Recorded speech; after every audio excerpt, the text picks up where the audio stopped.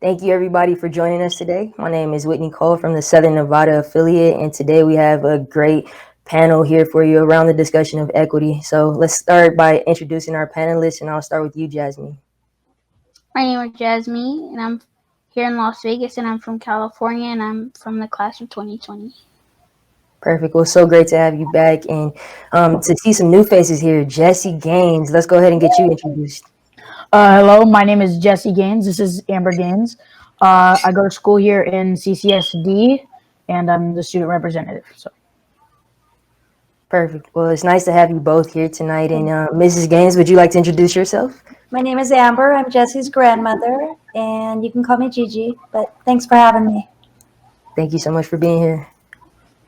All right, and we'll get started with the questions here that we have for tonight. I also did want to throw in a quote that I actually heard earlier. It's about equity, and I thought it was powerful to just start this way. It's by an educator by the name of Erica Garcia, and what she says is equity isn't handing a kid a laptop. It's knowing the systemic conditions that led to the lack of the laptop and working to mitigate them. So I thought that was really strong and a good way to start. And we'll start with the questions here. I like that.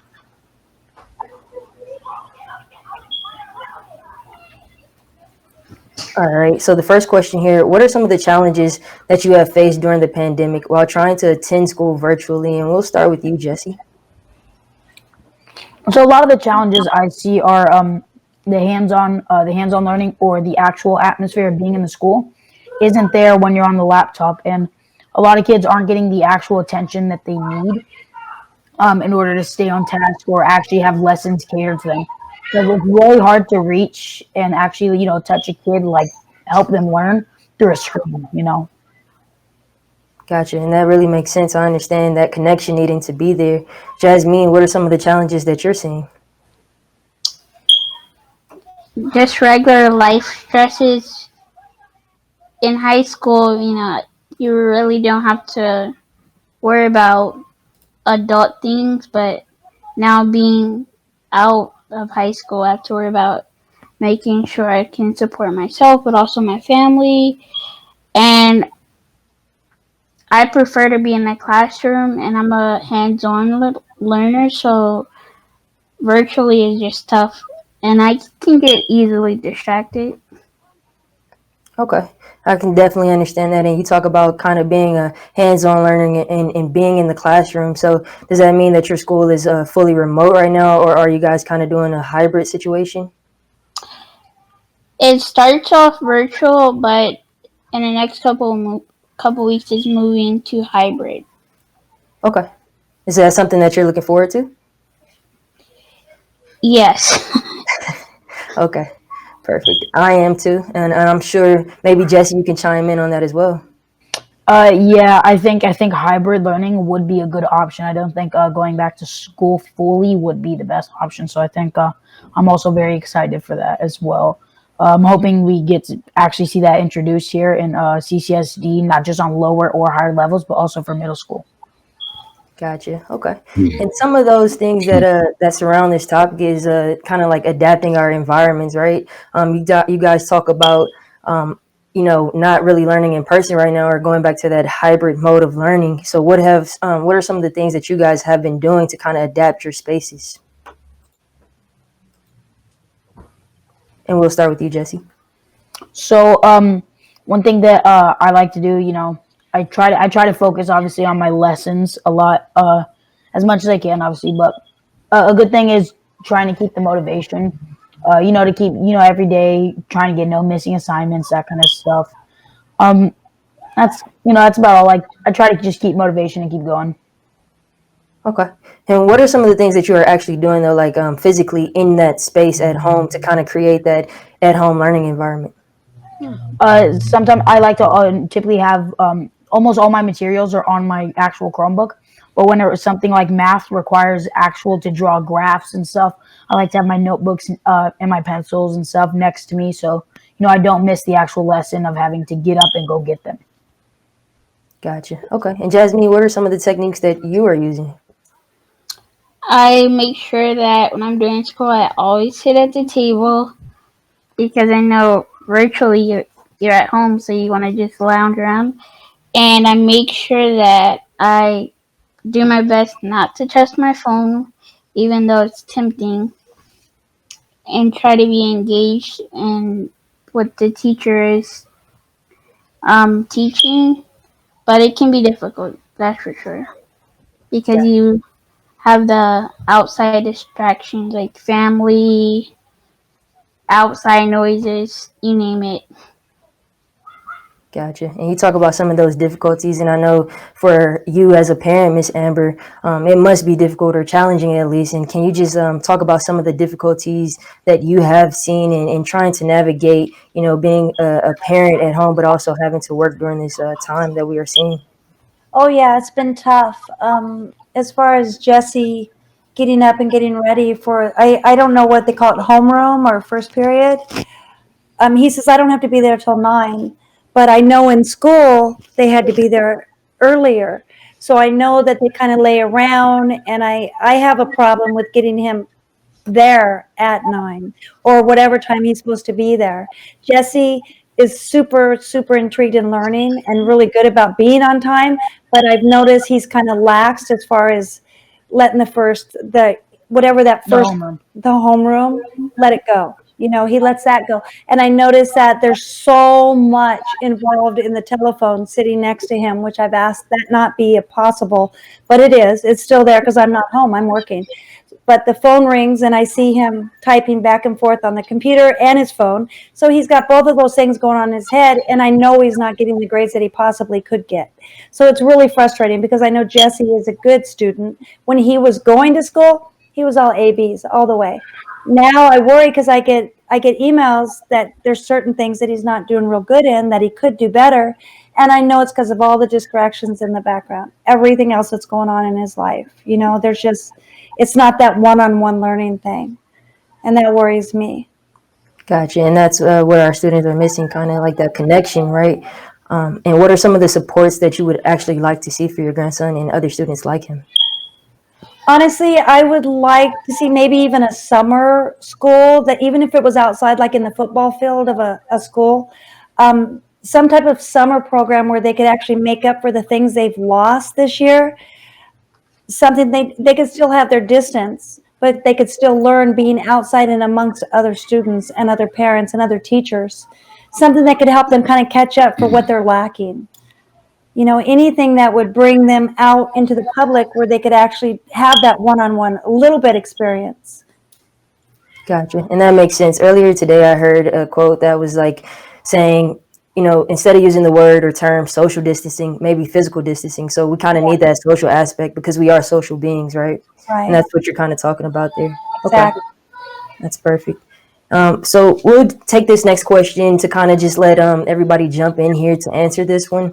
In what ways do you think the school shutdowns have shown where leadership can be improved? And also, what things need to be changed for students to all receive the same opportunities to succeed? So one thing that I liked seeing where it shows leadership is that people from the school took the initiative to like drop off art supplies and doing food drops. They do what they can because obviously they can't send somebody to each individual kid's house. You can't do that. There's like 1,500 kids. So they do what they can to make resources widely available and as widely available as they can. Like I said, like food drops. They did a lot of art supplies, that kind of stuff. There's also like buses that go around with Wi-Fi in case you don't have Wi-Fi and you need to get in your classes. Gotcha. And Jasmine, what about you? For me, I would like to see more of a support system. I know that at the beginning of March, like it's towards the end of the school year and you still have all of your connection, I would say, but more towards the end and versus March and now, the mentorship and the support system has dwindled down. It's very, Oh, Yeah, it's hit or miss. Like, we need that as young adults. We still need guidance even after leaving high school. So I would Gotcha. like to see I that totally change. understand that aspect. Mentorship. Gotcha. Yeah, one thing that I think they can improve in that aspect is making the resources more widely known. Because I know that just my school, but from what I've seen, it's mostly emails or through Instagram. I think maybe they should have maybe the teachers separately promote it so more people know about the resources that are available to them. Right. Because some people might be really missing out on something that is vital to their way of living, and just because they didn't hear about it. So I think that could be improved. Gotcha. That totally makes sense, Jesse. And I kind of want to bring it back a little bit because we're talking about the pandemic and where we are now. But do you guys remember the beginning stages of this pandemic and the kind of thoughts that were going through your head or the things that you experienced? Can you touch on those things? And we'll start with you, Mrs. Gaines. How it's affected us is we have actually became closer. There's 4 of us total. Jesse's brother, myself, and my husband. My husband and I both work like 55 hours a week. We have to be so careful that these boys don't go outside. We're super strict about it. So as far as the friendships, the connections they make with other people, it's gone. There is no friends. And the people they meet online is scary. Jesse's on Instagram. His brother Jace is on Instagram. And they're constantly talking to people I've never met. The whole thing is just, it's bizarre. It's just really, the only word I have for it is bizarre. I've never seen anything like it. I don't know what can possibly be done to make it so they can have those connections with friends. I just pray to God that it changes soon. I don't like it. It scares me because I don't know who they're talking to and all the time they have after school, before school and after school. I don't know what they're doing or who they're talking to. It's just a really creepy feeling. I agree. Gotcha. I Jesse, agree how with you did you kind of feel at 100%. the beginning? Yeah. Wait, what did you say, Miss Whitney? How did you kind of feel at the beginning of the pandemic when things first started and school was getting shut down? So when things first started, and I heard that we weren't gonna have to go back to school for like 2 weeks, I was like, cool, we get another break. Then it was like, we're not going back for the rest of the year. It's like, yeah, we get an even bigger break. We get an extended summer break. And then our 2-month lockdown very quickly turned into quarantine, then turned into an extended quarantine with many promises of no lockdown, which at that point were just false senses of hope, But it made me look at all the things I took for granted. Like I never walked to school thinking, "Oh, gee, am I glad to go to school?" Nobody ever walks to school thinking that. And now I'm just wishing I could actually walk to school and be in that environment. Not only that, but a lot of my relationships, my family, our relationship has gotten stronger. But with my friends, not so much because I don't really have a lot now because a lot of my relationships were purely like face-to-face social relationships rather than relationships that are going to be as strong as they were online because it's hard to have a relationship there you have a strong bond both in person and just from there to just strictly online.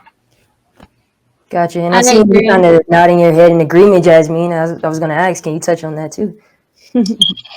Yeah, we're we're almost a year into our 3-week quarantine. Yeah. I agree. I don't have as many friends, and I don't like meeting people online. Like that's weird to me. Like I don't even know. Like one, how do I know it's even you? Right. 2, like I need to see you. I need to see your reaction to me. Like I need the facial expressions. They're just weird, and I don't have like before COVID. Just like Jesse, all of my relationships were person to person and nothing else. Like all of my best friends, we never really text, called, or Yeah, we only did in person. So exactly. Yeah. now it's hard to do it. I try to hold on but it's hard to do it. Yeah, because you as one person, you can almost easily adapt to this kind of situation. But your relationships can't when you've never really prepared for strictly being online. Because like I said, a lot of those bonds were made to be in person. Right. And you guys talk about I relationships. salute the people that can do it. Gotcha, Jasmine. You guys were talking about relationships and kind of building those connections. I think that is a great segue into our next point as far as building equity in our school systems, because without equity or without relationships, we don't really we're not really able to build equity, Mhm. right? So a part of Yeah. what you said, Jesse, before, you said you touched on a little bit about making sure that everybody is aware of the resources that are Yeah. available at Bailey, because we do food drives every Thursday, and maybe some students don't have access to Instagram. So that's kind of building a little bit of equity there. So how do you see it, being more equitable? What changes can we make to make the situation better? So, like I said earlier, I think one thing that we could do is make it so each teacher separately is promoting the resources that are available. Um, and I know that the resources are really good because I think we were a part of one or two of them, and they were actually, they're really good. So I think they're good resources that should be made more widely known. Um, Another one is I think if we do a little more for the specific instances of students, like the specific cases of students who were in the needy one school was actually on, those kids who were always in need of something, I think we should specifically reach out to them and make sure they know what resources are available, or maybe even make more resources available to them. Gotcha. And Ms. Gaines, did you have something to say as well? No, To I add? think that was awesome. That was awesome what he just said. Perfect. And Jasmine, what about you? What are some things that we can make Yeah, I improvement? agree. You agree? I agree with Jesse. Like there are some students that may not have access to a car, so drive-through solutions won't work for them. Yeah, exactly. I I should have think touched. the solution is being adaptable to every situation. And once we can do that, then I think we mastered the Yeah. resources. That's so hard But to until Yeah. do. we get there, Hmm. I don't know. It's easy for I one don't know what kind of person progress we can make. That's a lot of people. because it's It's a easy lot for of one work. person to adapt, but an entire system that a good portion of people were dependent on. Once that is a little bit slow in the adaptation process, that's where equity starts to fail. Gotcha. And Yeah. Jesse, that is a great way to kind of take it into our next point here. And we talked about the pandemic, we talked about challenges that we've seen, and we definitely kind of want to end things here on a positive note. So, despite all the challenges that we've seen in the past year, I just want you guys to take this time to kind of reflect and name one thing or more that just something that you're proud of from the past year, and what are you hopeful for in the next year. And I'll kick things off with this. I think I told you guys before, being able to spend time with my family. I was raised by my grandmother, and she is my heart. She's my everything. So being able to spend time with her, just getting to know her better, I took that for granted before. So I'm really proud of being able to spend time with my family. And what about Aw. you Yeah. guys? I'm also, same for me. I'm really proud that me and my family, especially me and my me and my grandma, especially since we built these relationships with my family, which is more important than any social based relationship. Without your family, you don't have any relationships. So I'm proud that we built those relationships stronger. And I'm most proud that I've at least made it so I'm in school almost every day that I'm able to be in school. Yeah, he's good I know about I that. participate as much as I can. You know, I'm proud that I've been able to do that this far. Yeah, Jesse's really good about making sure he's Hmm. up and about, and he might be a little lazy now and again, but 99.9% of the time he's on schedule and he's Hmm. doing really well. I'm most proud of the fact that we became very close. The three of us are like best friends. Yeah. Him and his brother and Jesse were like super, super best friends, and it's just that's one thing this pandemic has put on us is it's just made us stronger and closer, and we know each other so well. Yeah, and one thing that I hope to Achieve. achieve within the next year or so is I hope to not lose sight of the things that I figured out, on this journey of discovery that we've all been through on these last year or so. I don't want to lose sight of the things that I took for granted, and Yeah. I want to not take them for granted as much as I did, because it shouldn't take something of this scale to make you realize what you were taking for granted. So I hope I don't lose sight of that once we're back to school, which even if it isn't next year, I also hope I don't lose It sight of will that. be. Definitely. And Jasmine, There are a few things that I'm most proud of. one, also getting close to my family. Before, I spent a lot of time at school, wrapped up in my own life. But since the pandemic hit, I was able to get closer to my mom and my sister, which I already was close to them, but I've gotten way closer. Now we can tell really when we're about to push each other's buttons. Yeah. Before, it was kind of hard to figure it out. The second thing that I'm most proud of is being a part of CIS. Yeah. And just like Jesse, I don't want to lose sight of the things that are most important to me and my family. And I don't want to lose parts of me again, because definitely during this time, I've lost parts of me, which is taking a toll on everybody. I'm sure they've lost major parts Yeah. of themselves. Yeah. One thing that I forgot to mention, I'm also that was beautifully said, Jasmine. One thing I forgot to mention is that I'm also proud that I was able to achieve things that I planned on achieving this year, even through despite this pandemic. Like, for example, being president of student council. Yeah. It's my first opportunity that I'm eligible to actually do that since 5th grade. And he couldn't really celebrate it, though. Yeah. We couldn't really celebrate it with all of his friends. Yeah, and I still made it, which I'm super proud of doing that, Yay! despite all the challenges, Yes, how he tough did. school has been. I'm proud of that. Gotcha. I'm super proud of both of you guys. I know Jasmine, we met last year. Just seeing you come full circle, and now you're in college now. That's crazy. And then Jesse, you president of student council, and just doing all the amazing things that you do. Thank you so much for both of you guys being here today and joining me with this panel discussion. Thank you. And I look forward to it in the future.